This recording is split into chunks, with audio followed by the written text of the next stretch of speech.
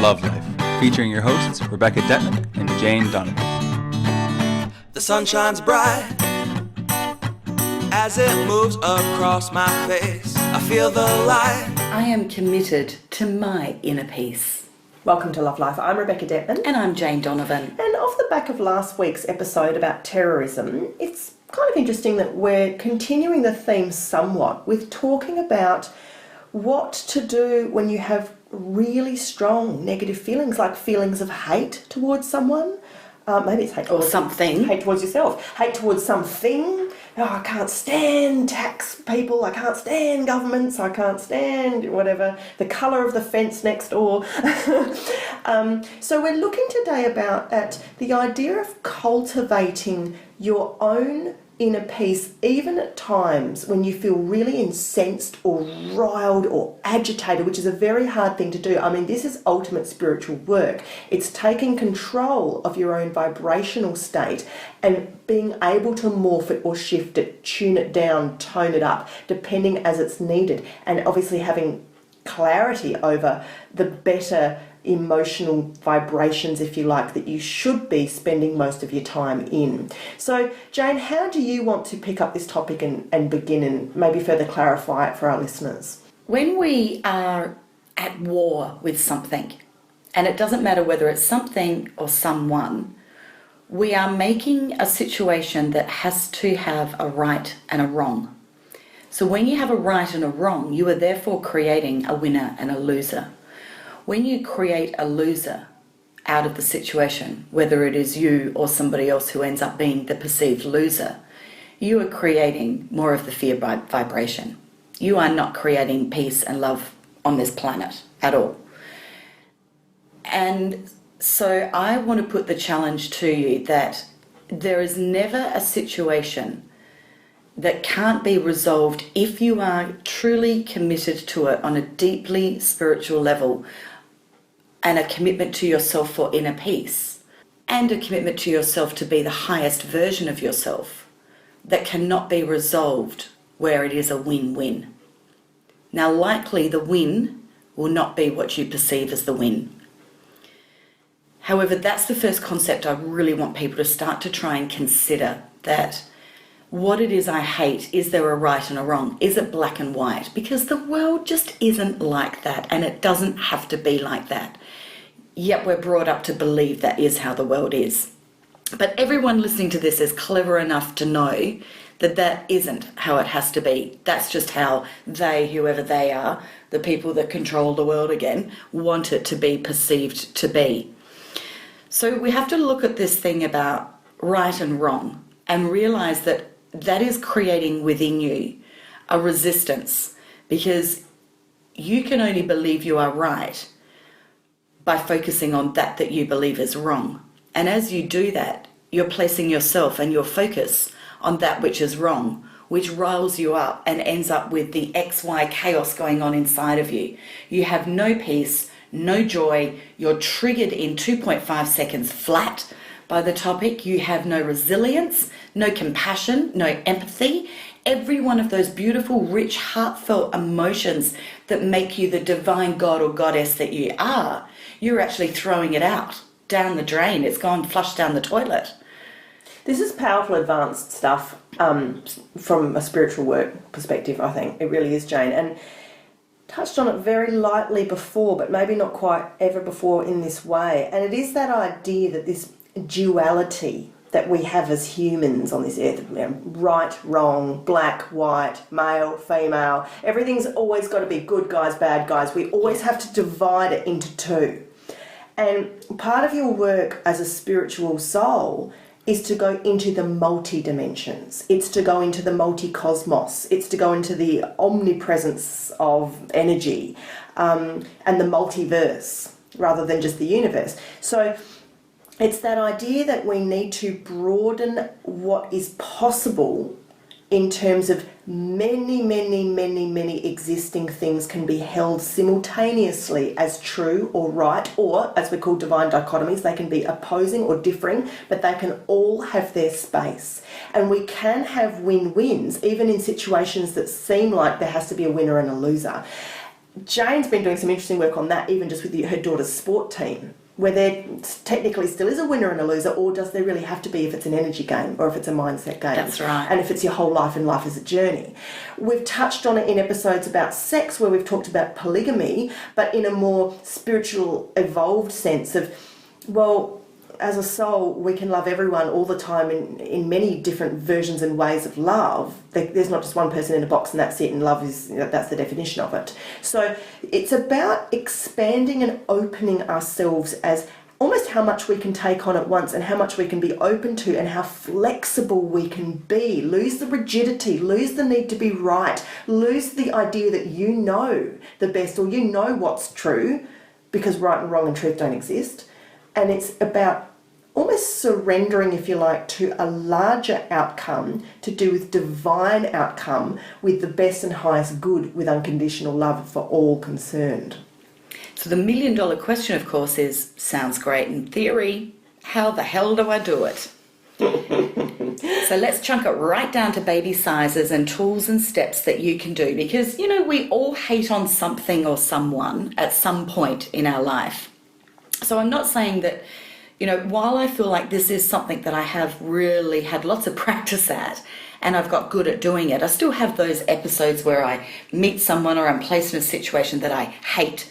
But what I've got to quickly do is bring in these tools and soften it so that I am the best version of me, somebody I can feel proud of me, and somebody that has the inner peace around any toxic or challenging situation. Now, there's a podcast we did like years ago called Do You Want to Be Right or Do You Want to Be Happy? I think that's what it's called.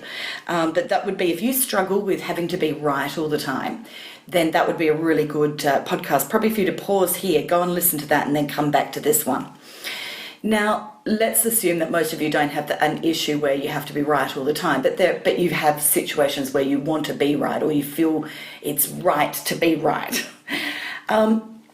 A beautiful school principal I believe he was incredibly well experienced in running really large schools, and then he fell in love, and he fell in love with a girl who lived in a tiny town, and this amazing higher up educator took on the principal role. So it was like, you know, in terms of hierarchy of careers, he moved like down about 50 steps to take on the principal role of this beautiful school. And I was blessed that I had a friend's child go to this school. She was sharing with me when conflict happened, and the principal has these two children in his office. And the very first thing he says to them after they've shared their victim story, shared their hatred, was he says, "Where's your compassion?" And then he pauses and he just doesn't say another word. And the children at his school, he'd been teaching them about how you grow your compassion. So compassion is the key in any antagonistic, in any hateful, resentful situation, is you have to put yourself in the other person's shoes, which is what we were probably taught in the sandbox at kindergarten. Think about the other person. What's the other person feeling? But it is a really simple tool that works.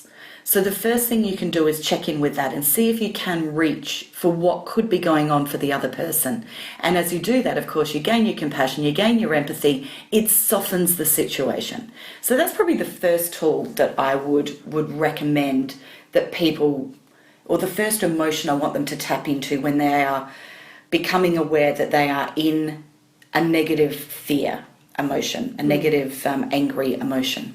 Yeah, and this, of course, takes us a little bit into shadow work. So by that I mean, just remember that the person who is pushing the buttons or the situation that is pushing your buttons is a mirror.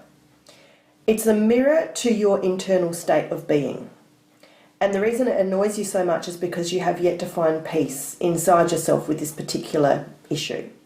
So you might think it's the fact that you can't stand judgmental people, and particularly your mother-in-law is so judgmental and it bothers you every time you have to have a conversation with her.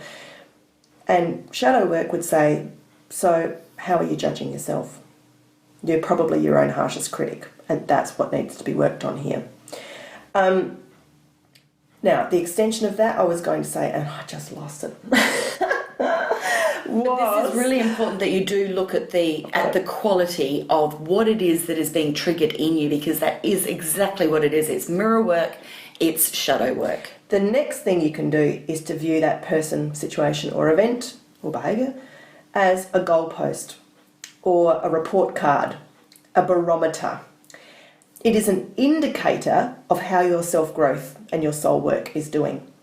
So once you recognise the pattern, aha, I actually do, I've never consciously realised it before, but I really do have a thing for judgmental people. I really can't stand. I've done this shadow work. Okay, I get that it's me. I'm now working on myself and my own judgments, my harshness to myself, my inner dialogue, self-talk, etc. Pretty soon someone else is going to cross your path who's judgmental, or that you perceive to be judgmental.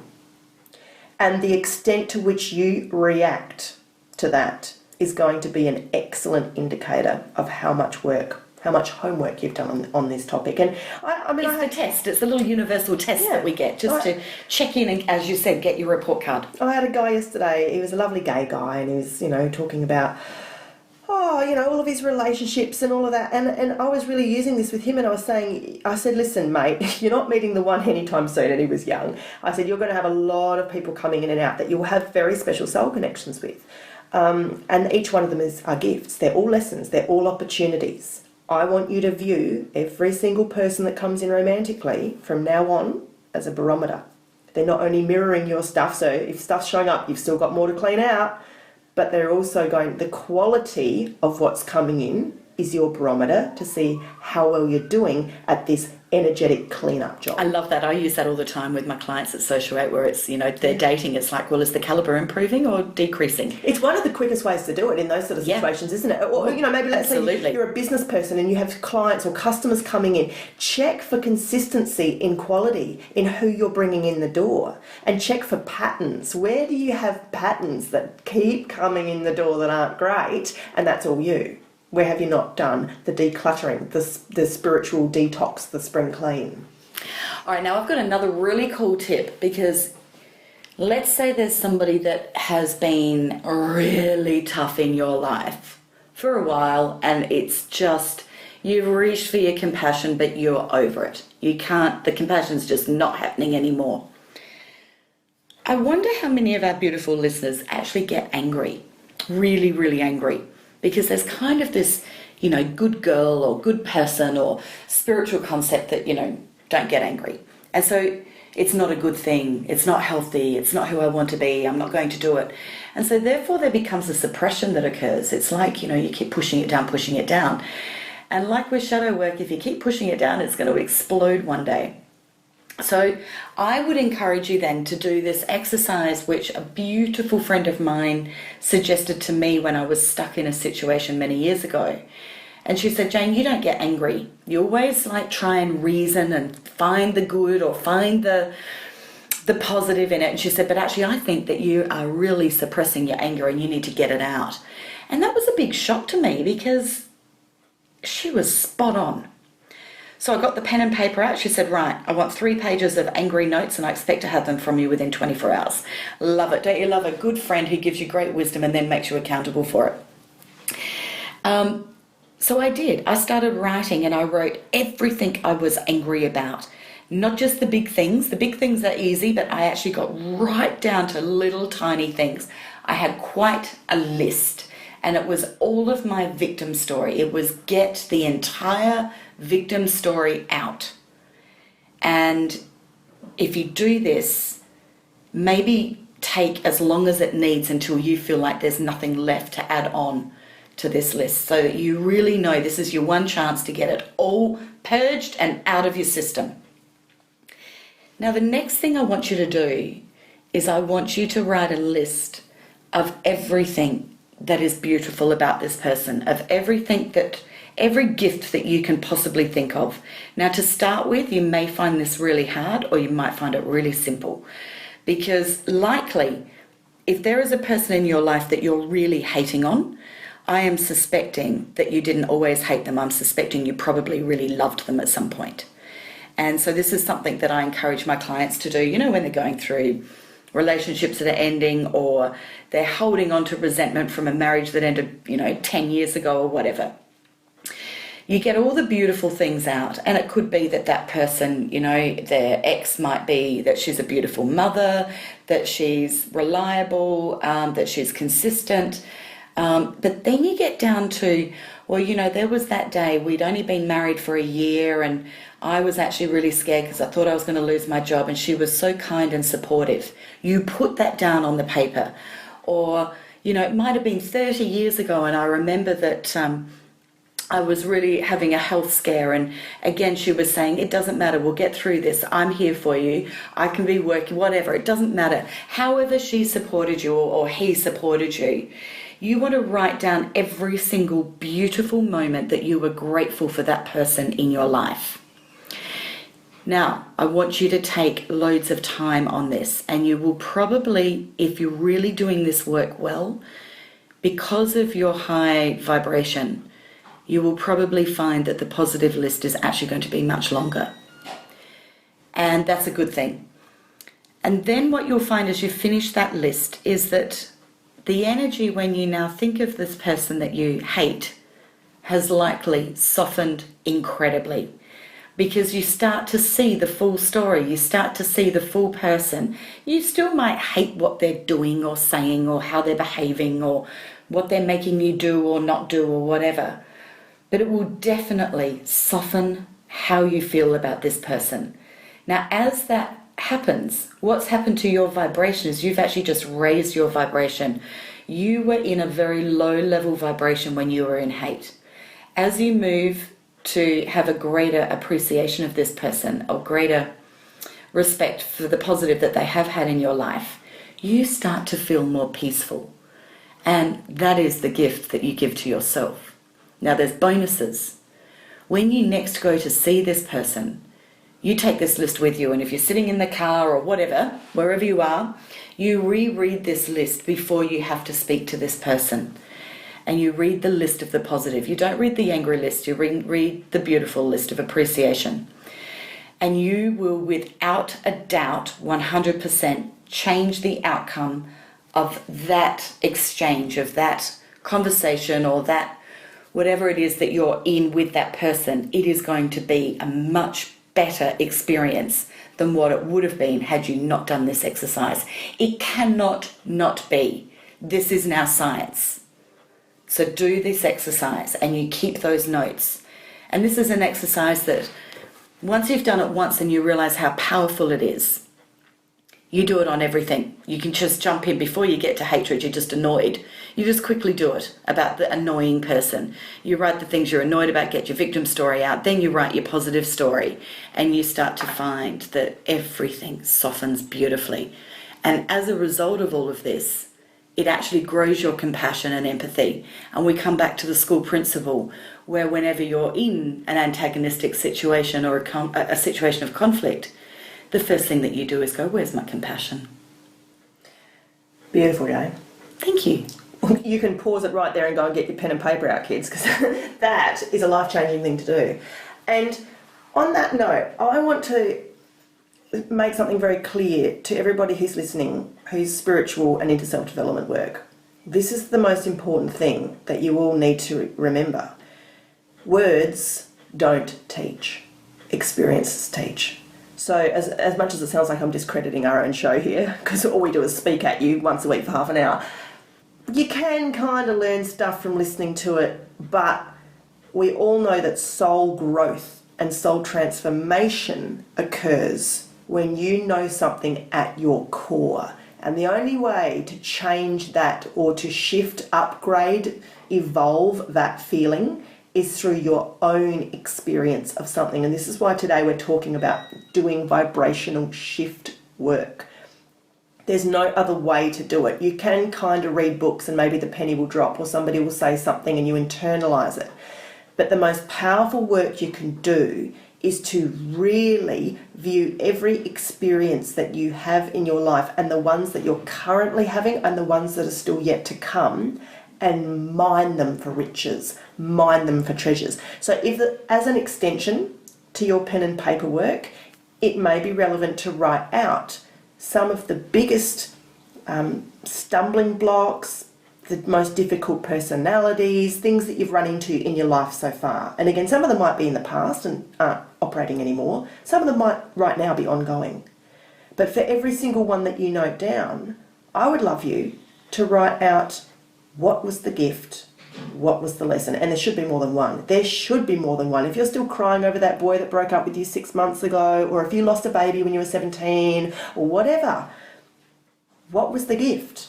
What was the lesson? And until you are clear on why your soul called that in and what you were supposed to make of it, you will keep repeating those patterns blindly and needlessly and endlessly until you wake up and receive the message.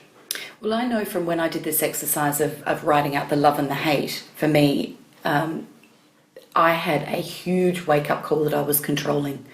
I thought I was the most fluid person that exists. But nope. I was so controlling. And that was like massive to understand, because then I can start to tackle that and recognize it in life and think, you're being controlling. Do you need to be? No, let it go. Let it go. Let it go. Somebody else could have said to Jane, you're a bit controlling, you know, and she's like, yeah, I know. Or, no, I'm not. But it wasn't until she owned it that the vibrational shift took place and stuck. And that's the power. But I want to remind you too that, so you can hear this sort of exercise, and if you're not in hate at the moment of something, you can still look at the past and think, right, you can join your dots and gain your clarity from your past experience. So where Beck said we don't learn from words, we only learn from experience, that's absolutely spot on. But the words come to give you the wisdom at the time that you need it, but you must then take that through your emotional journey of your experiences to join the dots, to gain the clarity, but also to gather the evidence of what we are saying is your truth or not your truth. You know, as we always say, don't just follow because you want to follow. Gather your own evidence, get your own belief, your own faith, your own knowing happening. So you use these tools, you connect them with your past to gain the belief that this will work for you in the future. Be a healthy skeptic. Yeah, love that. Love that. Actually, I just got canned on Facebook this morning, and I just wrote, it's good that this guy went, oh, that post sounds like it's a bit sus. And I just wrote, thank you, Steve. I think it's really healthy that you're skeptical. You need to be skeptical, particularly if you're looking at dealing with a business and you're going to hand over money. Here, check out my website, go back on the Facebook page 5 years, have a look for the transparency, have a listen to these recordings. Good on you. Thank you. And have a pinch of fairy dust, Steve, with your day, darling. Have a little love heart just glittering above your head. Oh dear. So where to from here? Okay, so the anger vibration, the whole thing can be softened down with those tools that we've talked about. But at the same time, if you get really good at this, you may not have to go into anger ever again, because you can find the trigger quicker. So moving forward to new experiences, and somebody does something or says something, or you're forced to be in their presence and they trigger you in some way, and you recognize, oh, these are the types of people I absolutely hate. If I hang around here much longer, I'm going to hate this person. Just quickly have a check-in with yourself and go, yep, am I coming from love or am I coming from fear? And that's it. So that actually rolls right on perfectly from our episode last week on terrorism. You're coming from fear. What are you scared of? What are you scared of? And in fact, I think our logo on our page, our website, is, and that we formed this was our catch cry for the whole of our 151 episodes, right back at the beginning. What was Love Life about? It was about love or fear. Which are you coming from? Two ends of the spectrum. Yeah. That's it. And that's all you're feeling. So if you're in anything negative, it's fear. What are you fearing? Address it. And you can nip this in the bud, and you can start to really empower yourself to live life so boldly and freely when you get these little tiny triggers and go, right, what is it? Oh, it's that fear. All right, well, let's look at that, bring it out, put it under the microscope, do a bit of work around it, and bingo, it's gone. We're talking about incredible spiritual mastery, in fact. And we're talking about being able to rise above your own shit and your own petty stuff and your own habits and your own lower level thoughts which feel good. And, you know, science shows the brain gets dopamine when we stress, when we feel guilt. It actually rewards us. That's why we it's a bit of a bugger, isn't it? And so, you know, this is where people go off into the mountains for 40 years and sit in caves to get this mind over matter and then almost like this spiritual over the mind type of mastery, so that they can really become, it's like these sort of Kungfu Ninja Jedi Knights of the Force, like actually manipulating, if you like, energy and redirecting it and reflowing it and getting it unblocked and unclogged from places. It's absolutely amazing. This is a really out there analogy, and you're all going to roll your eyes and say, trust Rebecca to bring in the bloody Taoist sex analogy. But, you know, if you go into Taoist and Tantric sexual practices, they will work with the male yang energy through a series of very medical-based breathing exercises to train him to the point where he can control his ejaculate so that the semen doesn't come out, it goes back in and raises the energy.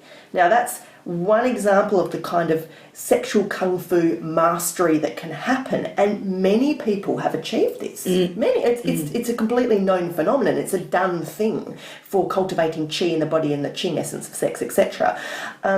You want to bring it over to your everyday life. This is why we're telling you to do that little bit of extra meditation every day, because you're going to need to draw on your reserves of energy control, energy mastery, mind over matter, spiritual over the mind, refiring the neural pathways, breaking down patterns in the body that have literally crystallized over decades, to be able to shift at that level.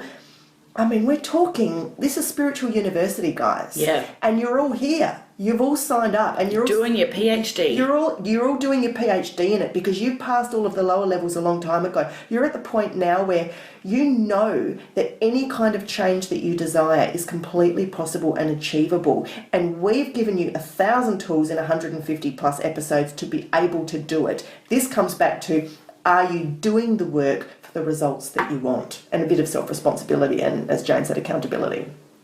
And why do you do it? Because it feels good. Yeah, oh yeah, and that. It's that simple. It feels better than it did a moment ago.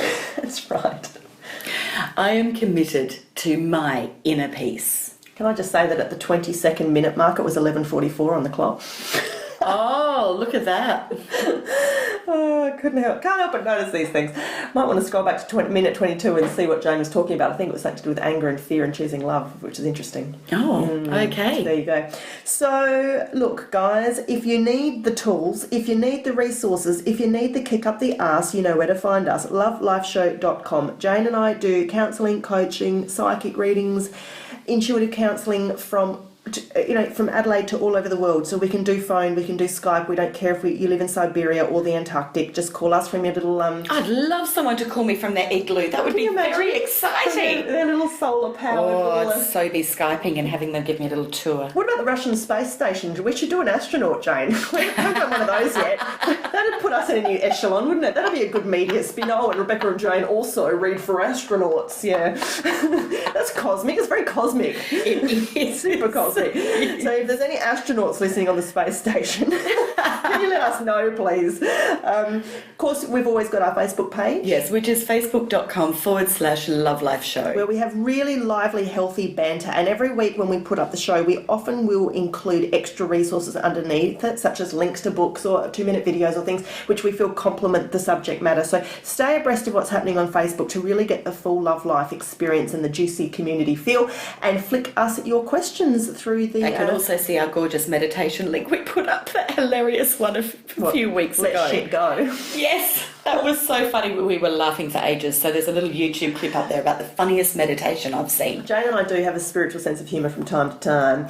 So until this time next week, we encourage you to really, really, really get real in your university degree on spiritual mastery. We want you to identify where you need to soften your feelings, emotions and vibration in some of the most stuck, hard work areas of your life. Find the compassion, find the peace, find the mirrors and the goalposts, the lessons and the gifts, and from there enjoy being free, evolved, peaceful and happy. Life is perfect, I'll not try it, it's just happening. And it's a beautiful day.